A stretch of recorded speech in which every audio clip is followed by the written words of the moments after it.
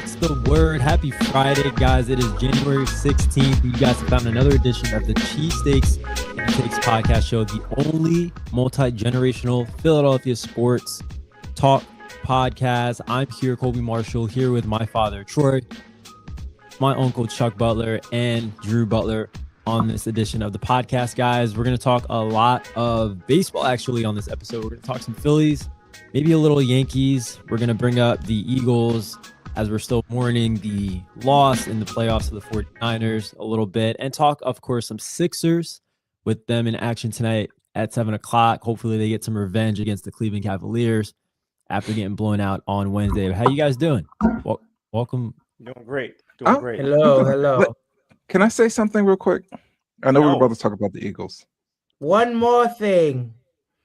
So Shelly texted me the day after the game. Shout out to Shelly. She's like, "What's up, Shelly?" Yeah. What's up, she listens, always listens. Thank you, Shelly. She's like, "How you doing?" I was like, "I'm okay." But I told her I was relieved. I don't know how you guys are feeling, but I am relieved. This was Stressful. just a tough watch all year. Stressful, like just frustrating watch. And I'm glad it's over. I am so glad it's over. The more I think about it, I know we're going to talk about it. And this is after me kind of calming down. I think Sirianni should go. I'm putting on my Troy hat right now. I don't see, from what I'm hearing, I don't know what he's going to be doing once they find an offensive coordinator. And this is the calm down Chuck. This is not like the Chuck being upset at the football team after that terrible loss. 19 points against a terrible defense. But I'm relieved. I'm glad the season's over. I may or may not watch the game this weekend. If I do, I'm gonna be super relaxed and like don't care who wins. I'm kind of maybe, kind of rooting for the Patriots a little bit. I'm up here in New England, just kind of like, trying to maybe root for like the hometown team. So, Chuck, you know what I'm it feels relieved. like, Chuck? You know what it feels like, just to bounce off of that? It feels like when you're dating somebody and it's going downhill, and it's heading towards a breakup, and then the breakup happens. That's what this feels like. Yeah, That's what this feels like. You're great relieved that analogy. it's over. You're sad, but relieved that it's over because you knew it was bound to happen. Yes. You were miserable while you were in it, but you didn't know like the freedom that existed when you got out of it. And that's how I feel right now. So I just want to kind of throw it out there. Shout out to Shelly for checking up on me. But I am super relieved that this season's over with. They were a toxic girlfriend. Yeah. For how many months? Great analogy. They just very abusive. I have no idea what you guys are talking about right now. What You were No. you feeling? You were in college. Have you ever dated a Latina? That's beside the point. I have, but that's beside the point. I don't. What I mean is, there should be no relief for what transpired this year. You should still feel angry because it was such a wasted opportunity. Yeah. You had a Super Bowl caliber defense. You have the best on paper, best offensive talent in the league. Sure. And you wasted it. You sacrificed it for a coach, a first-year coach who has proved that he knew nothing. He shouldn't have been hired in the first place, right? If you're going to watch these games on Saturday and Sunday, you're going to watch the Seattle Seahawks kill the 49ers, and you're possibly going to watch the Rams kill the Bears. Yeah. And it should piss you off because the Rams should be going to Seattle right now, getting blown out. They're going to get blown out in Seattle. We should be playing the Bears. The Bears are probably going to fall apart against the Rams. For some reason, I just feel that they're just going to fall apart. It's going to be too much for them. The Rams are going to be ready. But and it should be us that's in that position. But Troy, can't two things be true? Can't we feel relieved? and also feel like, this was a wasted opportunity. I agree with you. We talked about, like, on previous podcasts, I asked you about that. I thought you brought up a great point. This is a wasted opportunity because it's NFC. Forget the NFC. Even if you got past the NFC, like, are you afraid of anyone in the AFC? No, I'm not. No, it is a wasted opportunity. I do get that, but I think more than one thing can be true. I'm relieved. It was Troy. Kobe put it best. It was an abusive relationship. It was. We were a battered spouse. It's over. We can't go back. We were looking for solutions. They weren't. Yeah. Every week. But I agree with you. I totally agree. I'm not pushing back on you. I totally agree. Wasted Sounds opportunity. like you are pushing back on me. It sounds like you are. No. I'm not. I'm not pushing back. It hurts. When Noah put that Super Bowl clip from last year in the chat, that was heartbreaking. That's like reading, that's like looking at an old picture of your girlfriend that you just broke up with. I'm like, man, that was a good time, wasn't it? While you guys were on vacation, over. while you guys were on vacation, laying on the beach, you took a picture of her, and yeah, that's what exactly. it was like. And yeah, Right, exactly. okay. It was like one of those, like looking back on good old days. It's heartbreaking.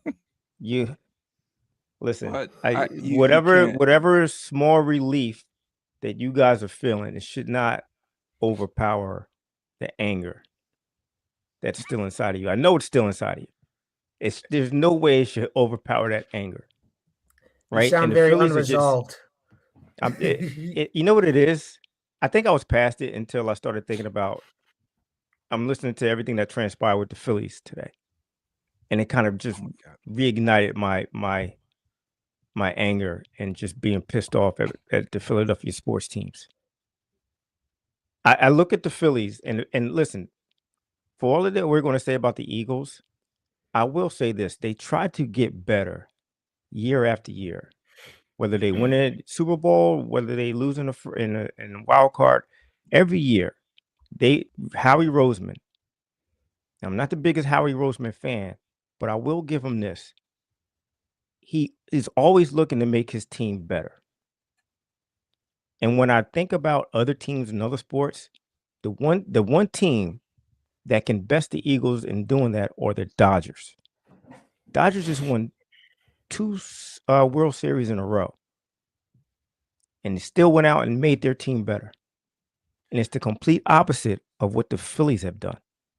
Right? You have to give Howie more credit than the Dodgers. They have no salary cap in baseball, and they are flush with money. Howie is doing a much better job in a salary cap league than the Dodgers. That's like, I could spend money. Like, if I had that much money, I could spend it. I don't think that's an apples to apples comparison. I do, because the Dodgers could literally stand pat and win another World Series next year. They could have stood pat. They didn't need Kyle Tucker. Would you agree? No, I don't think they needed him. Quite honestly, they don't. Listen, they didn't need Kyle Tucker. They didn't need him. Yeah. If you want to say they needed to upgrade their outfield, that's fine. They didn't need that guy, but they went out and got the best guy that's on the market, basically. The Phillies are nowhere near that. All right, before we transition into the Phillies, and it just got me thinking about the Eagles, and it just got me pissed off all over again. We can get to the Phillies. Just one sec. I think Kyle Tucker's don't get me wrong. He's going to produce in that lineup. Correct. But I think he's little overrated. I'm not saying Kyle Tucker is Barry Bonds. That's not what I'm saying. I'm saying they felt the need to upgrade their lineup, and they went out and basically got the best free agent that they could, that anyone could get at the moment. Right? That's all I'm saying. The Eagles. Who won the? Go ahead. Who won a free agent? Who won the offseason last year in baseball? I have no idea. The Mets. I don't know. How do you? I mean, I mean, But it's I'm sorry, fine. the Mets. I think That's fine, but the Mets were not a super. They weren't a World Series team. They weren't even no, close. I think they were. I think people were expecting to be a World Series team.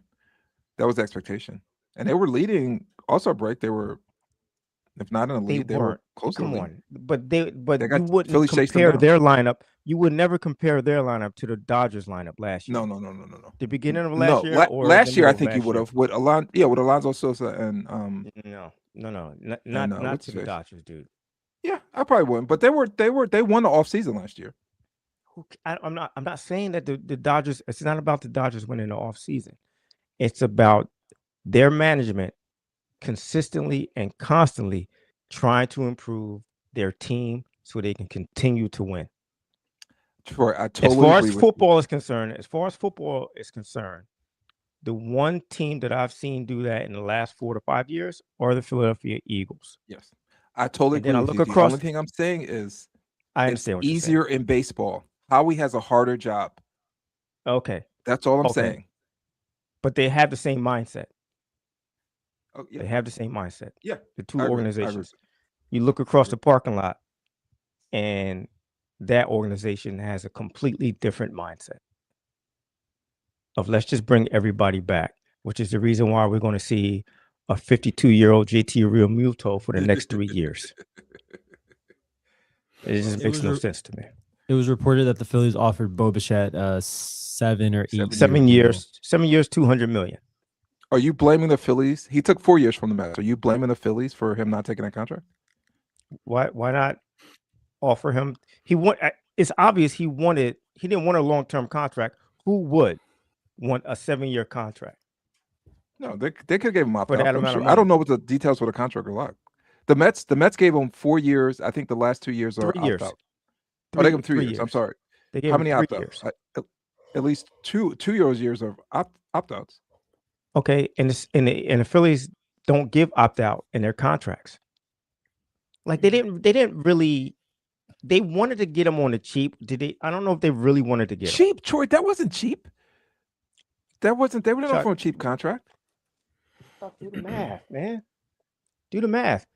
7 years, 200 million. That's less than 30 million a year. No, I think The Mets gave him listen. 40 million a year for 3 years. They wanted to give him. And listen, I'm not even sure if Bo Bichette was the answer. Right? I was lukewarm on the whole thing. I'll call him Bo But Bichette. if you have the guy, if you have the guy sitting in your living room. Yeah. It was a Zoom, but I know what you mean. It just it's hard for me. It's what what are you, starving? Did you not eat lunch today? Hungry. Did you eat lunch today? What is going on? So what I'm doing, and Kobe, maybe you could help me out with this. I'm fasting till noon. I usually stop eating at 8. Well, 7 o'clock, and I fast till noon. And then I had something small at work today, and now I'm just starving. Yeah. What kind of fast? Intermittent fasting. Yeah. It's working. I'm trying to get off those Christmas cookies that I was inhaling all December. You should do the Daniel's fast. You ever heard of Daniel's fast? No. What is it? It's a fast. It's like a spiritual fast. I did it with my brother and sister-in-law, and their church does it every year. But basically, everything you eat is from the earth. So there's no meats, there's no fish, there's no dairy, there's no alcohol, there's no sugar. There are I can no do everything but the preservatives. meat. There are no pastas. And everything you have to eat is from you can do it. I did it 2 For how years in a long? row. For a For how month. long? A month. The first No 2 weeks, meat? no meat. No meat. Yeah, that'll get you really The slow. first What the about the first rice? 2 weeks, right? It has to be what kind of rice? It has to be brown rice, I think. Mm. Which is What about? and I started eating rice, brown rice when I did the fast. That's all I eat now. I don't eat any other kind of rice. The What about first week beans? was hell. What about who? Beans. Beans are good. Anything from the earth. Potatoes. Beans, potatoes, No, vegetables, fruits. Rice, But it's beans, a and steady potatoes. diet That's all I of would that. eat. Nuts, healthy fats like avocado or whatever. First week was hell. Second week, I had to stop hell, going to the Junior. gym because I didn't have enough energy. But by the third week, my body got used to it, and it was just I was fine. By the time my fast was over, my wife she brought me breakfast in bed, and it was like pancakes, eggs, cheese, bacon, like a big, beautiful breakfast. I didn't even want it. I didn't even want it. I had no taste for it. That week, I had a business dinner at a steakhouse. I went to dinner. I had a steak for the first time. It was delicious. Like I've never eaten a steak before. Next morning, I woke up, threw up. Felt horrible. And from that point on, I just steadily cut back on the amount of red meat that I eat. I eat a lot of fish now. I eat some chicken, but like red meat is few and far between. It's like I can feel the difference of how I would wake up in the morning if I didn't have red meat and like alcohol. It's like a huge difference. Just more energy. It was an eye opener. It was a true eye opener. Chuck, you should do it. You should do it. You can do it. I'm good.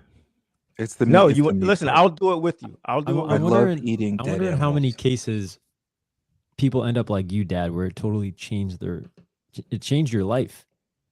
Yeah, I feel well, like most people just revert back to what they were doing before. Yeah, but they say, you know what they say? They say it takes 30 days to change a habit.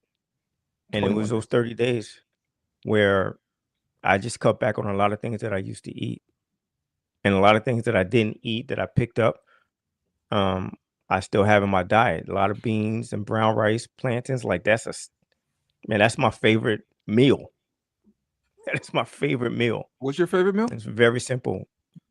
Beans, brown rice, and plantains. Are you Puerto Rican? He's part Possibly. now. Yeah, possibly. Yeah, I mean, I don't eat red meat, like no beans, no pork, because I got high triglycerides, so I stopped, and I feel like that helped myself, especially with my stomach. So just like no beef, no pork. Listen, you guys don't do red meat. That's more red meat for me. I love red meat. I got my dad a Roots Chris Steakhouse gift card for Christmas. That's how much I know he likes red meat. Chuck, what you should do if you want to do anything, what I would recommend is just going on a processed foods diet. Just cut out processed foods. Oh, absolutely, yeah. So I haven't no snacks since since December 27th. No chips, no candy, no cookies, no nothing. I'm just eating. I kind of prepare like meals, and any snacks I do want to have, it's usually like nuts, and some fruit. But a day to today, it's an aberration. I just brought a small lunch to work. This is after fasting until noon, and I got home and I was just starving. So anyway, we'll have, maybe we should make this a regular Troy fitness corner. Troy nutrition corner. That's fine. That's fine.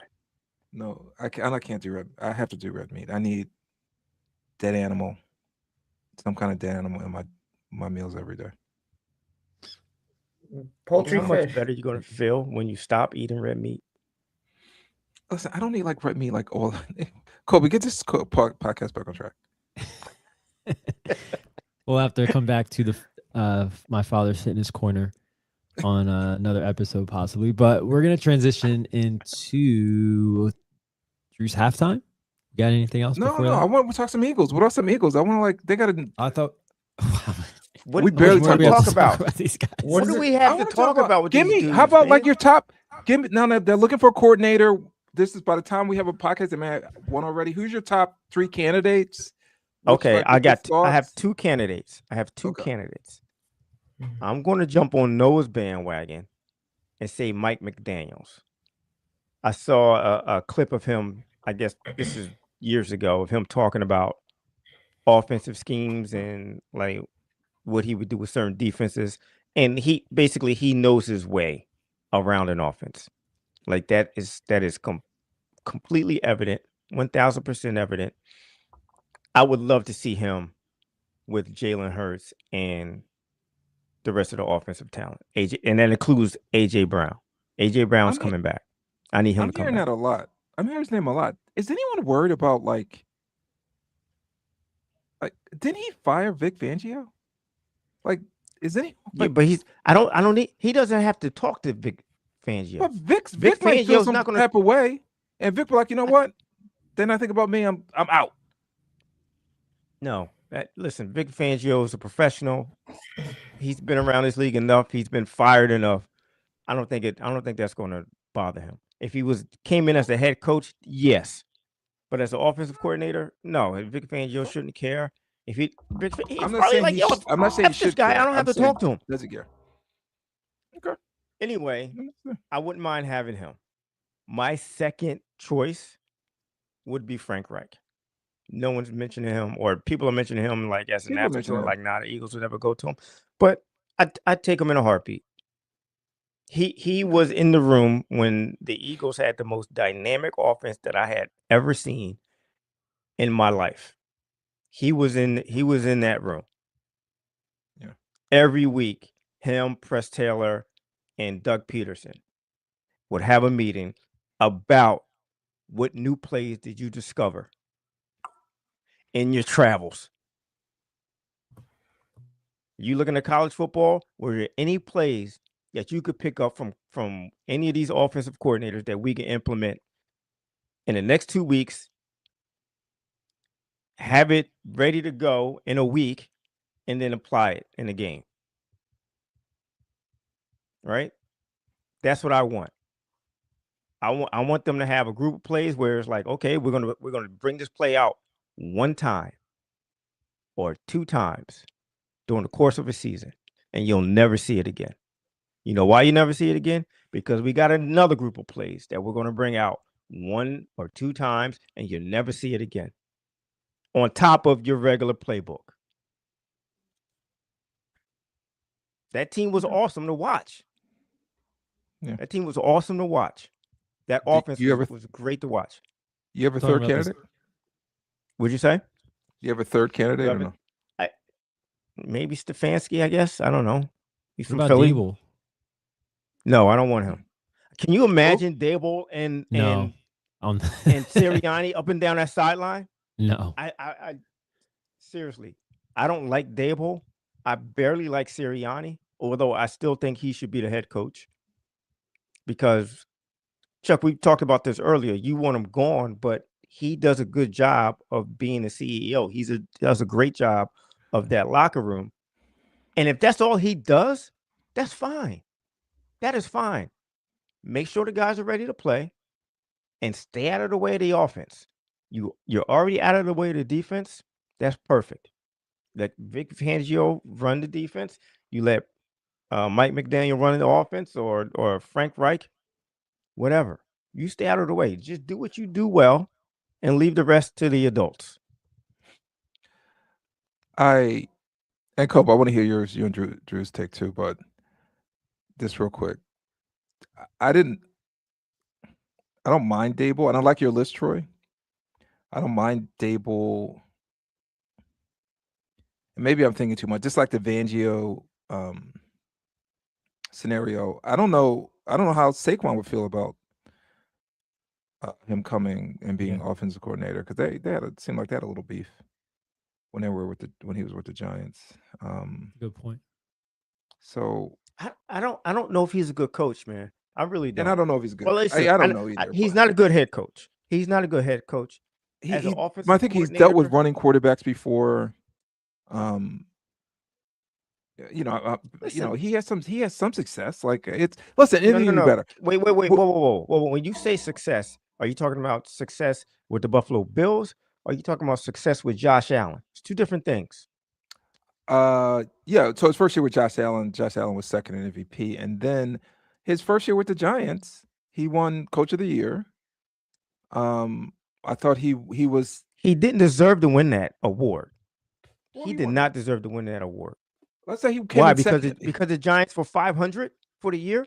What was their record? No, they were a hot mess. But listen, he's not my first choice. He's not. I don't think he's a good coach. I don't think he handles like watching him on the sidelines deal with his players the way he does. Yeah. It's boorish, very boorish behavior on his part to me, and it completely turned me off. Having him and Sirianni on the sideline together, no, that doesn't bother me. It's more the Saquon Dable relationship, and also the Vic and McMichaels relationship. Even though, Troy, you're probably right, they're adults. Vic could get over it, but I would feel some type of way if they didn't include, like, if they didn't think about my feelings. If I was the reason why this team was winning, and they brought in my arch enemy, I would be. But hold on. Feel like, and again, I'm not saying it's going to affect him. So you're saying Vic is Batman and McDaniels is the Joker. Like, those are arch enemies. I don't think it's that case.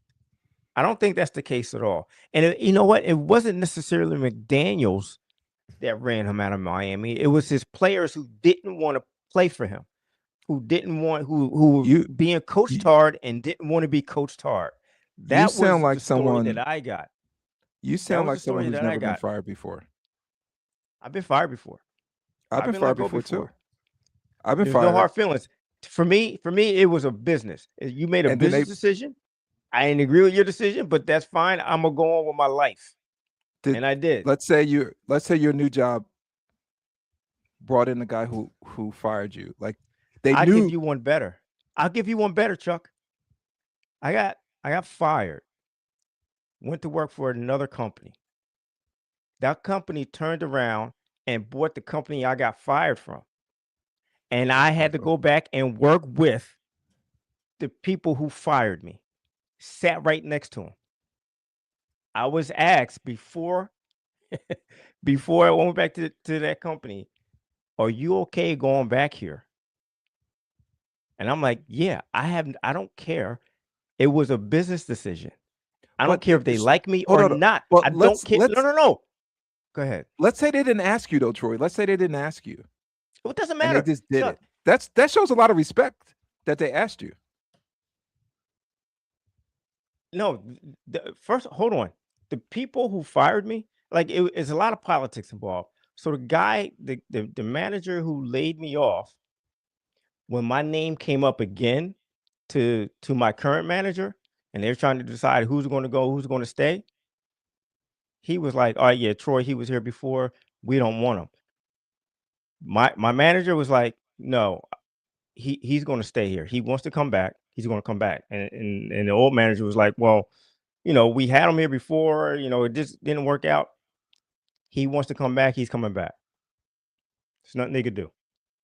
There's nothing they could do." So I actually went back and sat next to this man who didn't want me. I knew he didn't want me. It didn't matter. I didn't care because I'm a professional. I'm a professional, and I'm just doing my job. I feel like you're making my case. I do my job or not, I don't give a F. I didn't give a F about it. I feel like you're making my case, though. No, I'm not, because Vic Fangio is a professional. He's a professional. I agree. Vic won't change, but the fact that they checked in with you, Chuck, made sure everything was okay. Here's my point. Do you not think that Harry Roseman, I'm sure he values Vic, right? I'm sure Jeff Lurie values Vic and everything that he's brought to that defense. You don't think that they'd be like, "Listen, we're thinking about bringing McDaniels back in here for an interview. So. I mean, are you okay with that?"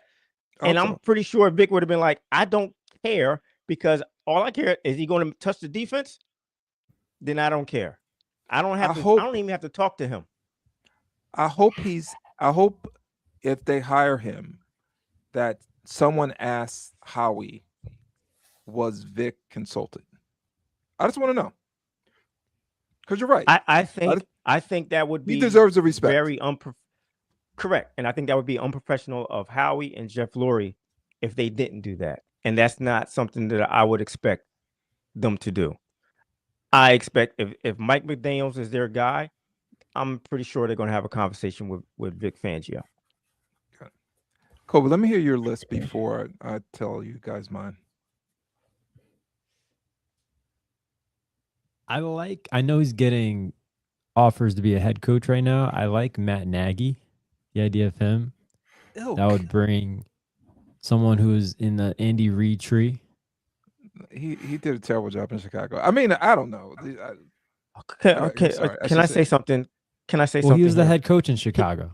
Correct. Yeah, that's what I mean. And Chuck, that's my point. Like you can't look at somebody and be like, all right, he was a bad head coach, so it's going to make him a bad coordinator. Now I know I said something similar about Dable. I just don't like Dable's. I don't like Dable's personality. What'd you say?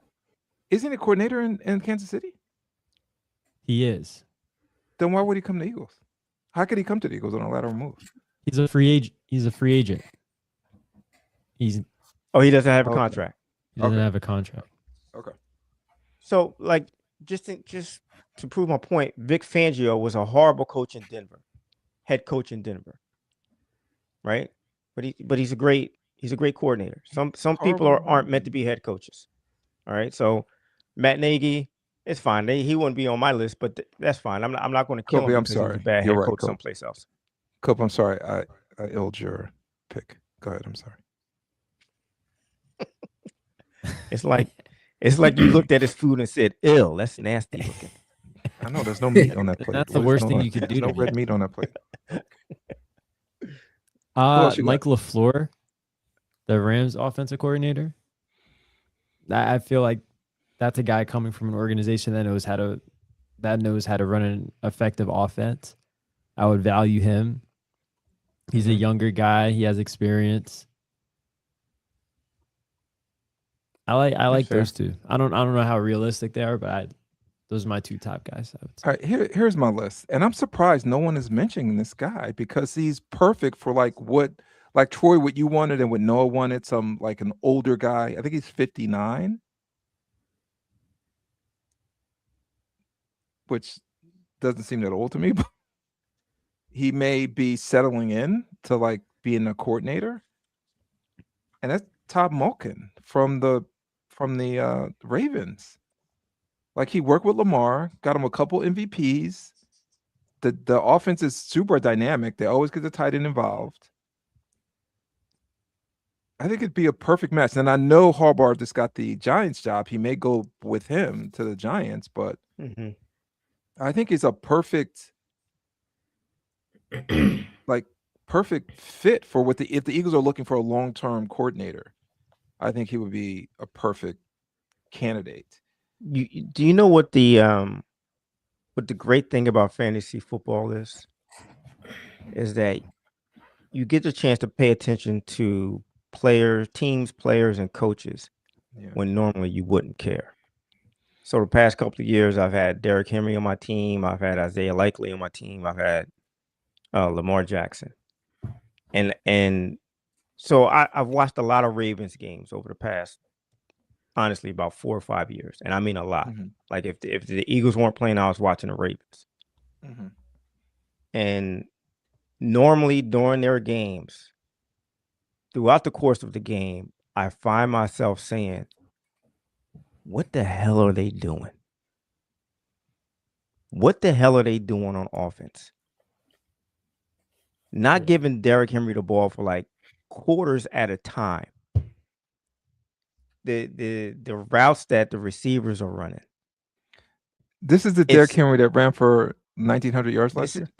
Correct. Okay. Correct. Sorry. Not giving it to him like at the goal line, silly stuff like that. Yeah, I can attest to that. It's mind-boggling how they ran their offense. And like the simplest things they would make extremely hard, similar to how the Eagles did this year. They could be up 20 points in the fourth quarter and lose that game. They had so many blown leads. That's true, but that's a defensive problem. That's not an offensive problem. Defensive, not all the time. Not all the time. There was a lot of times where they would do a lot of 3 and outs, and the defense just couldn't stand up to the onslaught of the other team, right? Because they were constantly on the field. because it was mind-boggling to what they were doing. So the Ravens organization wanted Monken out. They didn't think he was the answer. And Harbaugh stood 10 toes down and was like, no, fire me. Okay. Oh, They I were didn't know willing to that. let him go. Yeah, they Oh, were. I didn't know that. I think they decided to fire him because he stood up for his guy. Oh, I didn't know that. My guess I didn't know they wanted Monken. Malkin out My guess is Monken's going to go with that whole coaching with staff is Harbaugh. going to go with Harbaugh. Okay, I got just a couple more on my list. So Todd Malkin was number one, and until I see different, and this is as even talking to Kev, who's in our basketball league. Shout out to Kev, I know he's listening. He's a Ravens fan. He gave him the thumbs up. He just hates when his defensive coordinator became the head coach of Seattle. He said the defense has never been the same, and that's been their problem. He said the offense hasn't been the problem. But Malkin's get him number on here. one. What's that? We should get him on here. Yeah, I told him if we hire Malkin, would he come on? He said he would. Okay. Stefanski's my number 2. Frank Reich is probably already my number 3. But here's a wild card, which will never happen because he hasn't called plays and he's never been a coach before. Nick Foles. Yeah, I don't think the Eagles can afford to have a brand new play caller after last year. But I would love I don't know if you guys listen to his podcast. Yes, he is a little bit super intelligent. Correct. I would not be mad at having Nick Foles in. And listen, again, like to your point, Chuck, he's never been a coach, he's never called plays, but he was a quarterback, which to me is much more important than a coach who has called plays but has never played the game. Right. To me, Nick Foles could come in and there may be a lot of things that he has to learn about calling plays, but he can learn it. I think he could pick that up quickly. So I wouldn't mind that at all. The best scenario for me would if they hired maybe a Frank Reich and have Nick Foles as assistant or something. As an understudy. Yeah. And then maybe waiting for his chance. And then Sirianni gets fired and Frank Reich becomes head coach, and then Nick Foles. Here's the thing: no matter who they hire as the OC, I think Nick Foles needs to be in that room as a consultant. I do. Yeah. But did you guys hear about what Howie Roseman said about hiring a young up and coming coordinator? It doesn't matter to him. Basically, he said it doesn't matter to him if a guy's going to be here for 1 year and goes to a head coaching position, right? Because if it means that we win a Super Bowl again, then that's fine. I'm completely okay with that. Like a coach being here 1 year versus 5 years, that's not on his high list of priorities. It doesn't matter to him. And I thought that was interesting. Troy, I got a question for you. Yeah. So, all right. So let's say Nick Foles is a potential candidate, right? If we had someone, again, another person with experience, again, was like McDaniels that we were talking about, someone who played back in college. Do you think that type of knowledge could translate well versus maybe someone like Nick Foles? Because we already have someone who has some experience already with McDaniels. Do you think that might have... Sorry. But what's up, Cope? No, nothing.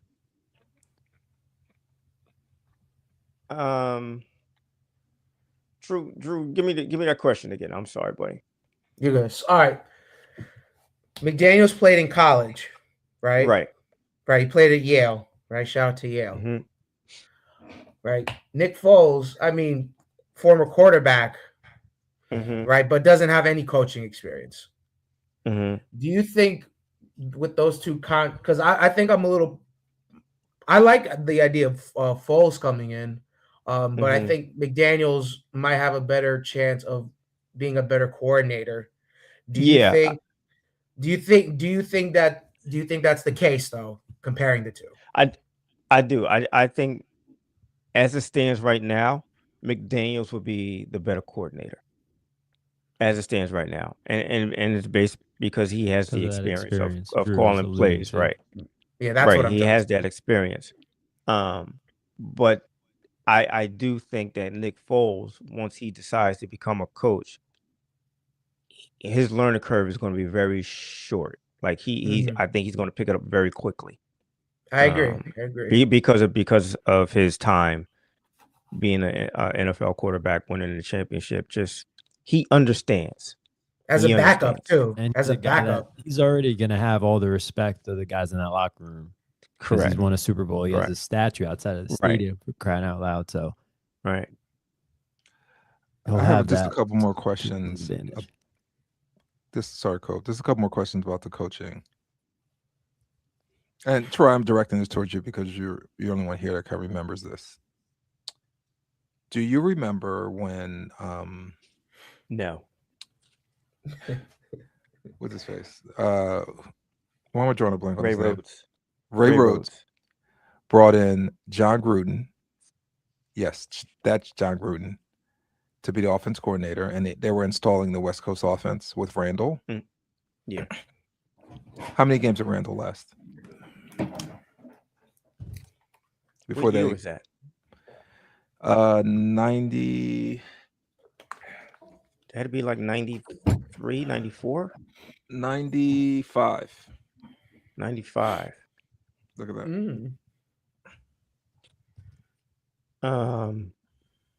How many games did he last? Before they went to how many games? I don't know. I forgot. I forgot. Maybe 4, maybe 5 games. He couldn't pick up the West Coast offense.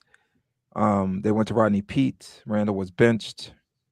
Randall went on to Minnesota, won the MVP. Rest is history. I guess my question is, if they bring in a coach, this is to everyone, if they bring in a coach that Jalen Hurts maybe is not buying in or having trouble pick up the offense. I mean, is that a concern? And I guess my question is, do you think Jalen's going to have a say in who the offensive coordinator is going to be? Do you think Saquon's going to have a say? That's what I was kind of wondering when you said that, Chuck. I don't know how much of a say a guy like Jalen Hurts would have after the season that he had. I mean, I think there was definitely a drop off in his play, especially when it came to his rushing. Yeah. From what we expected from him. Like, he's 27 years old. Do we have to start having some questions about him? I mean, we love the guy. He just won a Super Bowl, but is he the long-term answer? Yeah, like, would he have a lot to say? I don't know. Yeah, I don't know. I know Randall didn't when they brought in the West Coast offense. He didn't, and as he shouldn't. He probably shouldn't have any say, but it didn't fit him. He got benched. Can I say something? Yes. So, speaking of Mike McDaniels, and not that I'm the biggest Mike McDaniels guy, but he also, that's great. That's great. He also mentioned his time with the Washington Commanders and how they drafted Robert Griffin and how they tailored their offense around his talents, and which had never been done before, because they realized that, he is limited in what he can do, but what he can do, not many other quarterbacks can. So let's just create an offense around what he does well. One of the worst coaches that I've ever seen in my entire life was Eddie Jordan, who coached the Philadelphia 76ers.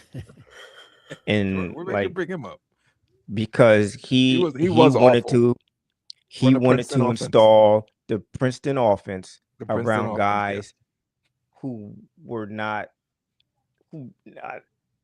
they just weren't built to run a Princeton offense. Yet he was consistently trying.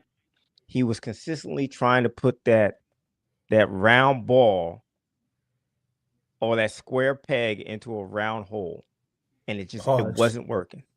However, pause it, whatever. It wasn't working. He could not literally look at his team and say, this guy's good at A, this guy's good at B, C. Let me create an offense to help these guys out. In football, most of the offenses today it's not my way or the highway. It's what is my quarterback good at? Yeah. What did he do in college that made him successful, that made us want to draft him? We're going to implement that into our offense right now. A coordinator coming into the Eagles should not have some planned offense of, here's my offense and everybody's going to have to do it my way. He has to look at the talent on this team, what Jalen does well, what A.J. Brown wants to do, what Devontae Smith wants to do, how Saquon Barkley runs, how this offensive line is built and wants to play, and then build an offense around that. The first guy who's coming in for an interview and can give me a solid plan with that, he's probably going to be number one on my list. So do you think, going back to my original question, and I kind of agree with Kobe a little bit, Jalen needs to be taking some heat on what happened this season. I don't think he's taking enough heat. I'm listening to IP. I have WIP in the background. They're giving him some heat, but a lot of people are defending him. Should he be part of like the coaching search? And should AJ, to like get on his good graces again, like should he be looped in as well? Maybe not at sitting in interviews, but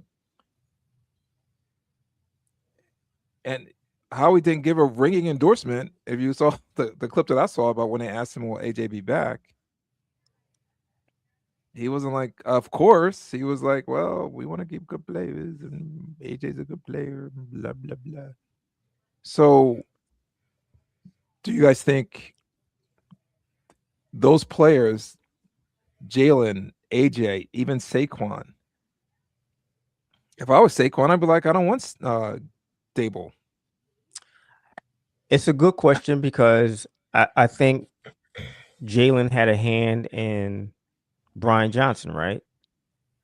I mean, it wasn't his guy. By the way, Brian Johnson looks like fucking Air Coryell compared to like Brian. what Listen, Brian Johnson, if Brian Johnson was running this offense this year, the Eagles are still playing. They might be have a number one seed. They might have a number one seed. Or they would have been fighting for a number one seed. It's not that hard. Yes, I agree. It's not that hard. You figure it would have been his second year on the job, right? So he would have had some. It would have been his third year. Third year. His third year. It would year have been his third year. He got fired during the. But even the Brian Johnson from the first year, if you give me that guy, yep, they still would have been better.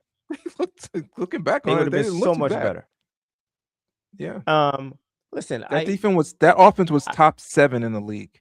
I think, listen, as an owner and as a GM, based on how things have gone the past 4 years, I let Jalen know. I let Sirianni know. I let the players know. Here's what we're thinking. I will take their input, but ultimately, it's going to come down on me because I can't have this anymore. The owner? It's going to come down on the owner and the GM. Whoever's making that decision up top, right? It's got to come down on them. So you don't think Sirianni have? Huh? No. You think Sirianni's out. No. But you don't think he's going to have a hand in it at all? No. Okay. He had his say last year. Listen, when Petula, remember when Sirianni or Harry Roseman, I forgot who it was, said that we're going to have an extensive search for an OC, and the next day they hired Kevin Petula without any other interviews. Yeah. And it's like, what are you talking about? So my guess is like, okay, they probably said, okay, Nick, you just won a Super Bowl. Here's your guy. This doesn't work out. We were all on a high. He could have did anything. He could have hired freaking Hitler. If this doesn't work out, though, because we seen it not work out last year. If it doesn't work out next year, then no more. You're out. You're done. We're not firing you, but you have no more say who's going to be the offensive coordinator. Oh, and like I said before, your offensive playbook, Where's the closest fireplace? Can you go light it and just gently place it there, please? Listen, I'll go a step further. I don't think Sirianni could last another bad season. I don't think if the Eagles go no, he's done. Not 9-8 next year. If they go even like 10-7, I don't think he can survive that. If they don't win a division next year, no, he's done. Yeah, he's done. I don't think he can't survive another season. A lot would go into how that all would unfold. But yeah, I think you're right, Chuck. A lot of short leashes going around the Eagles right now between coaches and players, I would say. Speaking of short leashes, going to cut this segment a little short. We're going to transition into halftime. Oh, yeah. Drew, you got anything for us on your halftime segment? We got Drew.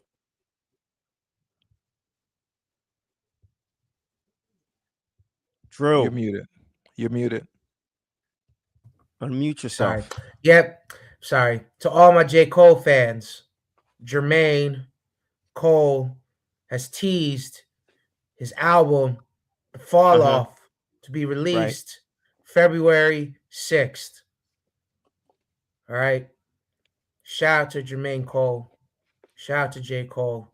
Even when he pulled out the beef, he's still releasing heat. All right. J. Cole's releasing The Fall Off, potentially, I believe, his final album. We'll see how it goes. Anyone here a Jermaine Cole fan? Oh, yeah. I am. Big time. I am. I'm big Forest Hill Drives fan. All right, Father, why are you not a Jermaine Cole fan? I feel like his music doesn't speak to me at my age. It just doesn't. What are you talking about? It's just music. I know, but it feels like, I don't know. It doesn't feel like it's so you're an old fuddy-duddy type of guy when it comes to music. Yes. I will say if that helps you, yes. Wet Dreams spoke directly to me during my freshman year of college. Who did? Oh, J. Cole. It's Wet a Dreams song. from Forest Hill Drive. Listen, take it easy. Take it easy, guys. Take it easy. Take it easy. Come on. You know what spoke to me in college? Family podcast here. It's a family podcast. Come on. What spoke to me was Tribe Called Quest. Spoke to me when I was in college. Bobby Brown spoke to me in college. Yeah, he did. So it just I feel like it's just not, when he's writing songs, it doesn't feel like he's thinking of me.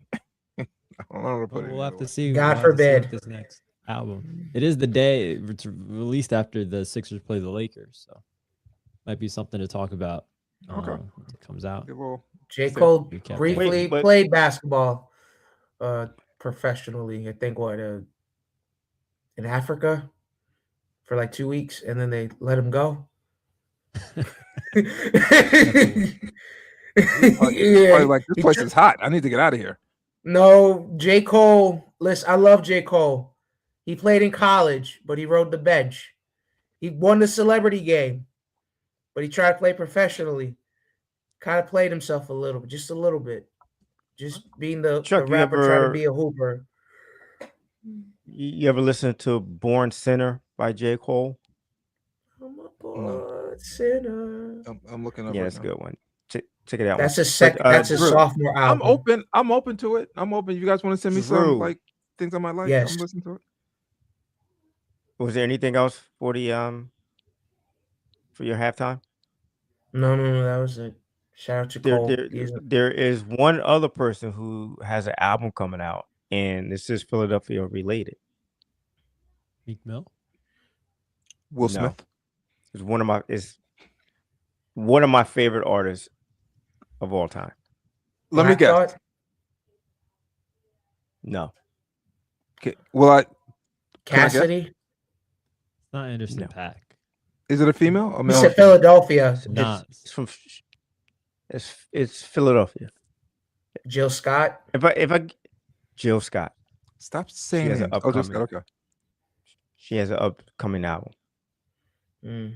Can't wait. Love Jill Scott. Patti LaBelle. Jill Scott speaks to me. I feel like she's speaking to me when she's singing. She's actually not. She told me that. She told me that She's like, Chuck who? She told me. Yes. She told me that she's like, who? That I'm a muse for her. So got it. Okay. All right. Okay. Good to know. Heard that. Anyway. Shout out Jill Scott. Shout out Jermaine. Shout out Jill Scott. Shout out J. Cole. Cool. So who is it? It's Jill Scott, son. Oh, it's Jill Scott? I thought you said it wasn't Jill Scott. How many times you want? We said Jill Scott like 90 times. I was singing a song. Oh my gosh. These young bulls. Now that we're on the topic of music, real quick, guys should check out the new collab done by Madison Ward and Terrian. They came out with a new single. They're two Christian-based pop singers. Really good. One's a black girl. She went to play volleyball at Oklahoma. Relatively young. They're around Drew and I's age. But they come out with really good music, and they did a collab. Came out with a single. It's called Oasis of Christian. Hope. Yeah, Christian-based pop. What's the name of it? Bro. Oasis of Hope is their single. Okay. But they both have pretty good sensual, music. Madison Ward. I want some sensual, sexual lyrics. You're not going to get that from them. Thank you, Not going to Colby. get that from them. But a special shout out to Nas and DJ Premier. They also released the album together recently. That's a really good album. Yeah. Check it out. That was about a month Cool. ago. I'm kidding. Send me something, Cole. I'll listen to it. I'll send it My your daddy's way. the old fuddy-duddy I'll hater. send it your way. And speaking of what's coming our way, the Philadelphia Sixers are about to be in action, guys, in a few minutes. So let's get on the topic of the Sixers right before they come on and before we get off to watch them play the Cavs tonight. How do we feel? They're in the fifth seed. They're the fifth seed right now in the East. Knicks have been spiraling. Detroit, we still have question marks about them. How are we feeling about the Sixers right now? And is there a question mark at power forward? Who do you think they should rock with Dominic Barlow kind of banged up right now? And is he the long-term No, he's answer? starting. He's actually starting. He's back. Oh, okay. Well, would you say he's the long-term answer at power forward? Yeah, Dad? or Jabari Walker? No. No, you don't think Jabari Walker, that platoon of players? No, I don't think either of these guys are long-term answers, but that doesn't mean I want them off the team. I think they're quality players that could be used. First of all, who are these power forwards that are like littering the NBA? Like, who are these people? Everything's like a stretch five now. Like when you look at him, when you look at them play against Mobley, like you could tell, like that's a mismatch with them. Like Mobley's killing them. He's in your conference. Yeah, right. If they have to go against Anunoby, no one like him in the conference.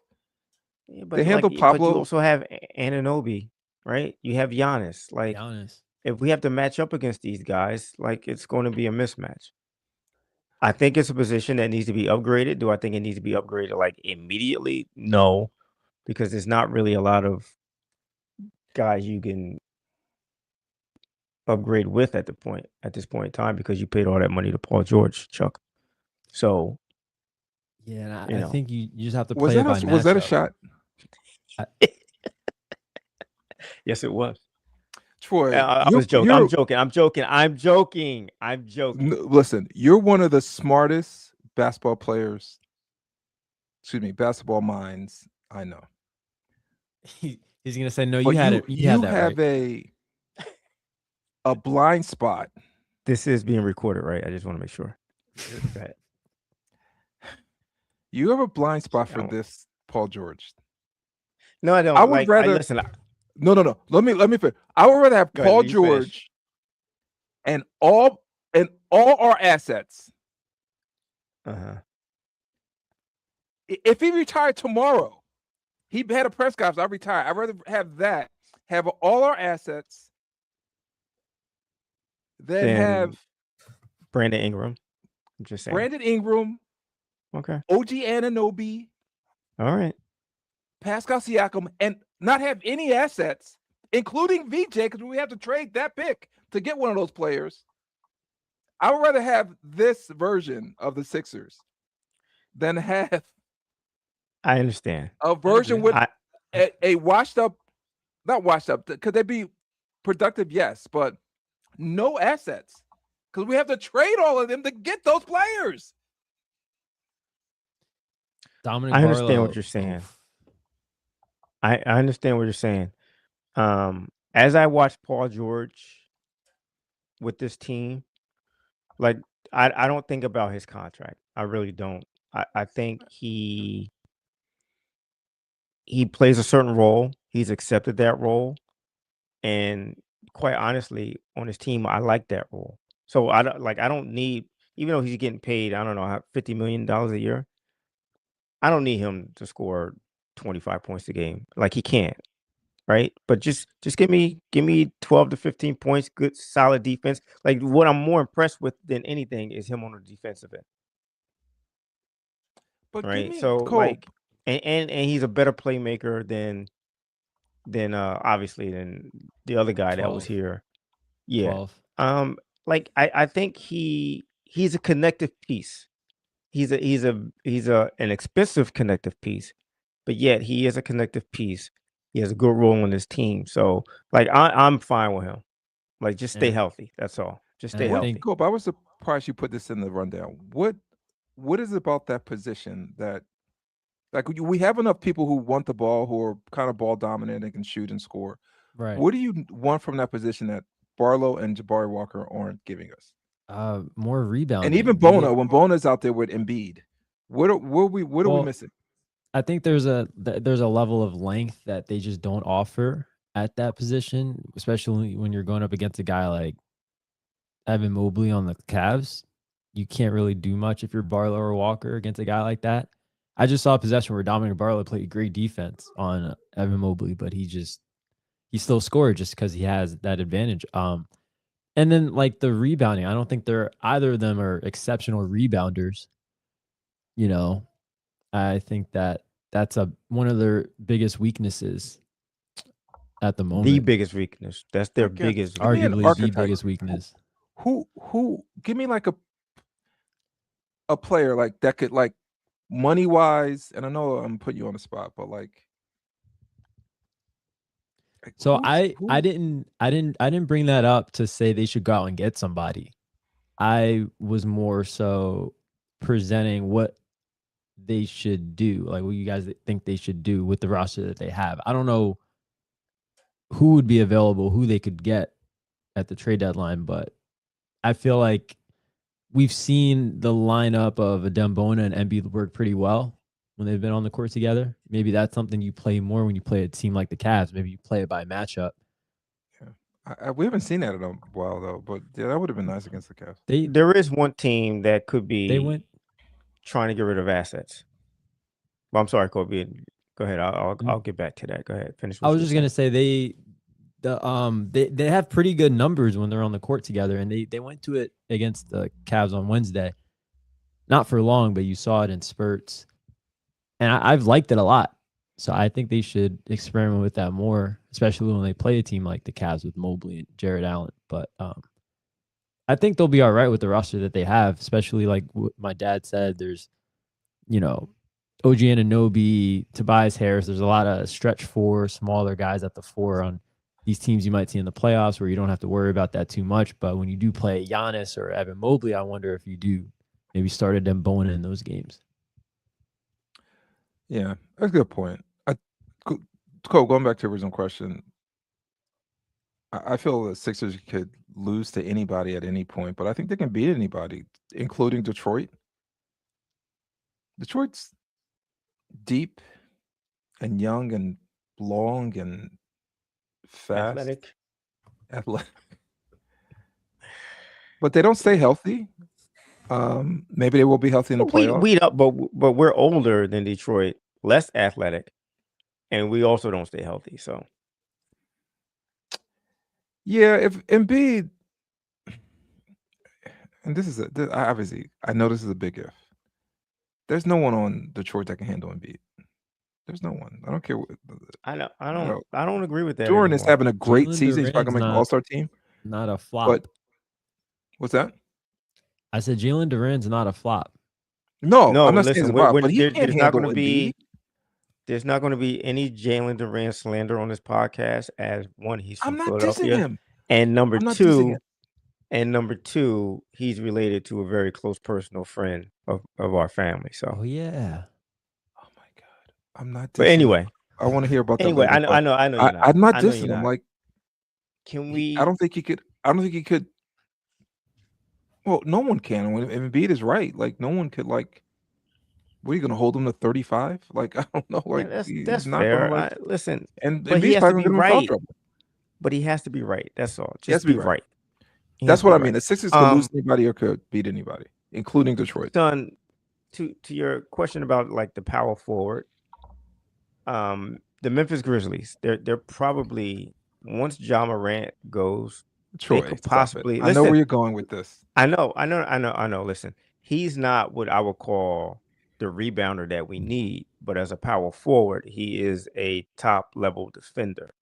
Yeah. To have him next to Embiid, that would be pretty Troy, special. And that's Jaren Jackson. Hold on.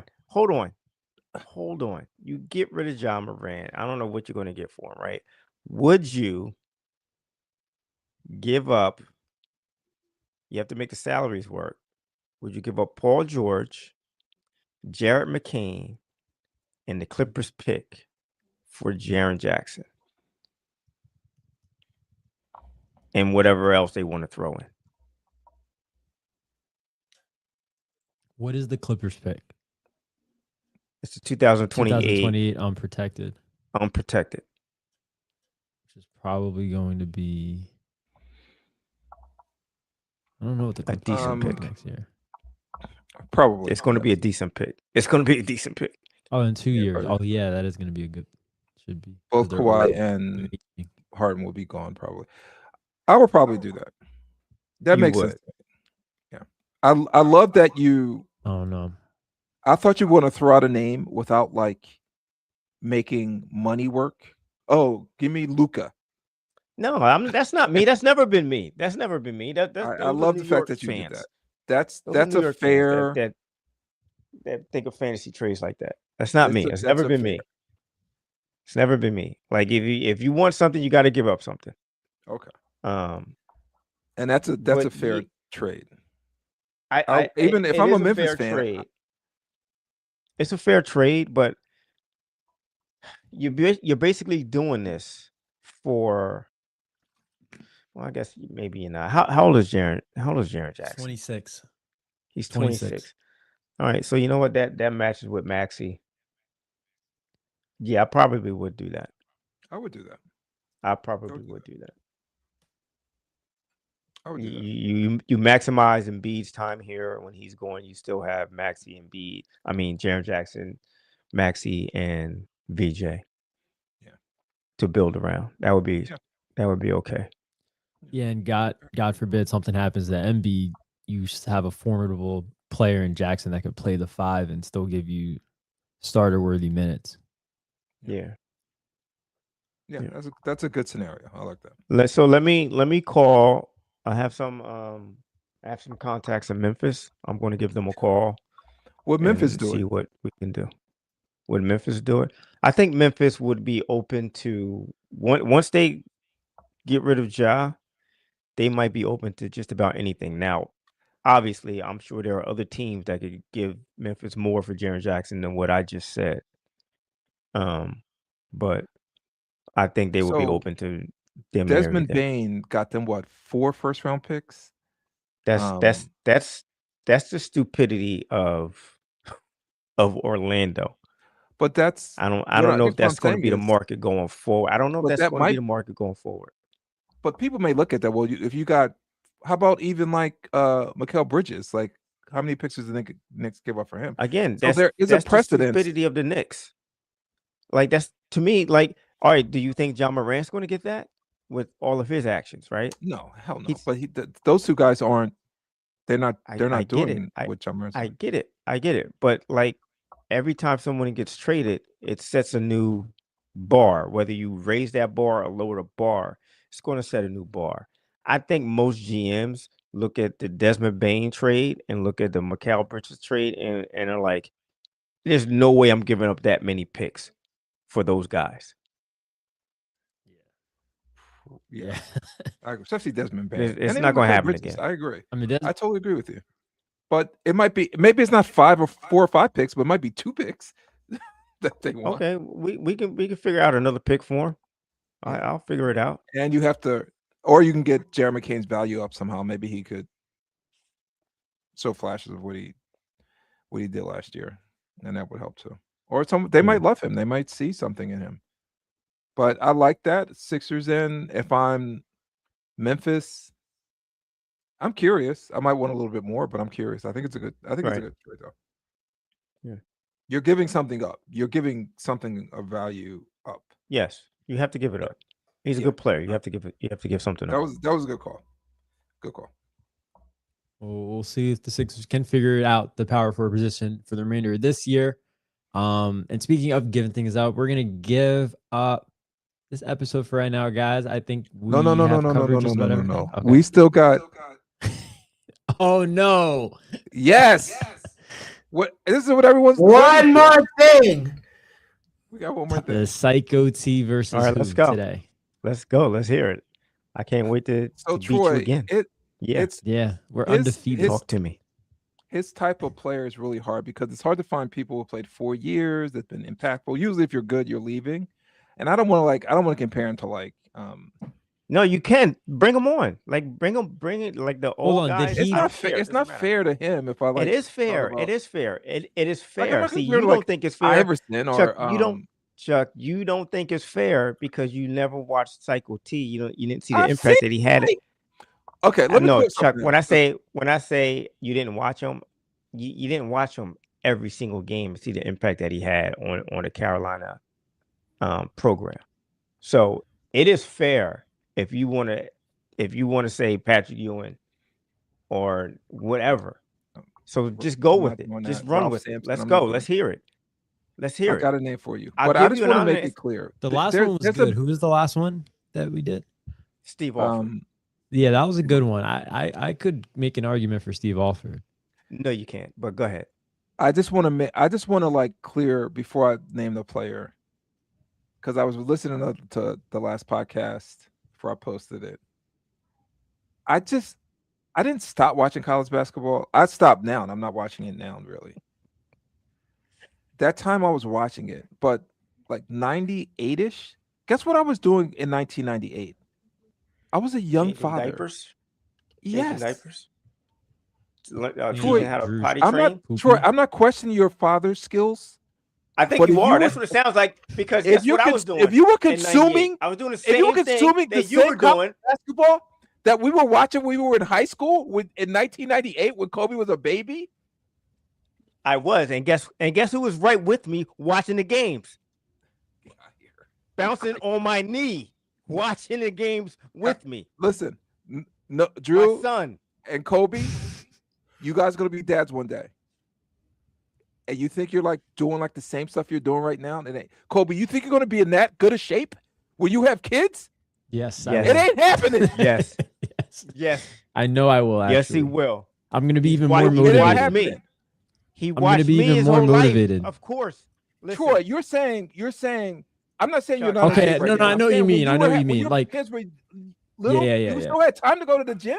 No, I'm not going to be going to the gym when my son or daughter is born. When my son was an infant, you know what I used to do? I used to come home. Not every day, but I would come home, play with them, watch them just sleep for an hour. And say, all right, honey, I'm going to the basketball course. I'll be back. And I go play basketball. DCF might subpoena this podcast. I didn't leave him alone. My wife is still there. She's like, fine, just go. It's fine. Wow. You're something else. I do recall and hitting then my I couldn't wait, and I couldn't wait to take him to the basketball court. There's no way. With me. You're saying you were in the same shape? Okay, well, my father didn't. When he was born? My father when wasn't. He was a baby. Go ahead, son. Tell him, please. You didn't start hitting the gym until I was 5. So you weren't even right. In, I didn't start working out. I was just playing basketball. I'm just playing basketball for a couple of hours. I kind of see that. I was still in a corporate league, so I was still playing ball, right? I was still doing stuff. when I was home with my son, I'm spending all my time with him. So yeah, like I'm taking him to the park, we're running up and down hills, but we're also, hey, North Carolina's playing. He's going to be a North Carolina fan. He's sitting with Kobe, me, Drew, drinking his bottle, watching the like this. He's drinking his bottle with his eye cut to the TV because he wanted to watch. Guys. Because he wanted to watch Vince Carter. That is not Antoine Jameson. That is not what normal. That's what every father should be doing. No, that's not normal. That's what every father should be doing. Drew and Noah and Colby. No, that's not normal. Kobe, you're gonna have a beer belly. Deal with it. Yeah. I don't drink beer. Oh gosh. Whatever. I don't drink beer either. I'll have a cookie belly. Anyway, can you give me your other guy? I'm ahead of you, Colby. All right. Here's my guy. Oh my gosh. Tyler Hansborough. Right. Or Chris Mullin.